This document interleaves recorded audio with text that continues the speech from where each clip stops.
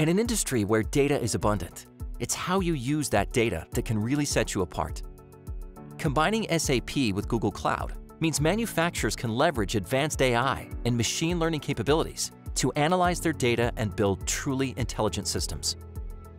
Frequent or unplanned downtime can cause expensive disruption to production, and the knock-on effects of equipment breakdown can take days or even weeks to recover from. With SAP data in Google Cloud, you can use machine learning to build data-driven, predictive maintenance models. So rather than relying on factory specifications to determine the lifespan and maintenance requirements of componentry, you can preempt faults and optimize the maintenance schedule to best suit your production line.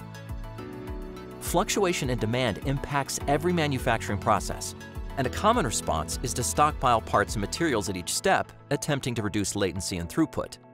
However, the aggregate cost of this buffer is often overlooked and can be surprisingly high. When you combine SAP and Google Cloud, you can optimize yield and free up working capital by using AI to intelligently forecast demand. The throughput of the whole manufacturing line can then be balanced and optimized to meet that demand, removing the need for expensive redundancies.